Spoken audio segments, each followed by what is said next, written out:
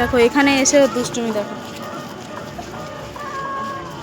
মন্দিরের সামনে দুষ্টুমি দেখো। আমার নাইট মোডে চলে যাবে। হ্যাঁ খুব ভালো হয়েছে বাবা, তোমার ক্যামেরা অনেক ভালো। আরে এরকম ভাবেই উঠছে। আর বদমাসের কাণ্ড দেখো, এদিকে আসো, ওকে ওর পিছনে দেখতে গেলে এদিকে এদিকে যেতে হবে।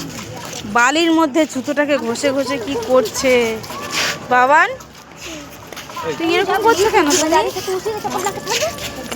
কি খেলতে পেরে, হ্যাঁ মানে খেলা পেয়েছে মানে ওর আর কিছু চাই না, শুধু আজাদ পাঞ্ছি হয়ে গেছে, আজাদ পাঞ্ছি।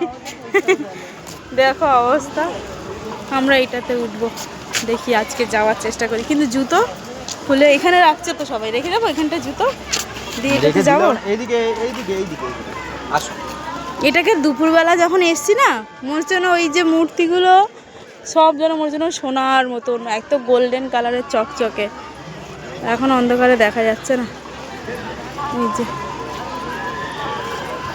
এরকম অনেক মূর্তি রাখা আছে, যে এই একটা ওই একটা ওর একটা, চারপাশে গোল করে এই মূর্তিগুলো রাখা আছে। ইট ফাটাবো বাবা, ও নাকি মায়াপুরে এসছে, দেখো অবস্থা। উফ, এই যে দুজন এখানে বসে পড়েছি,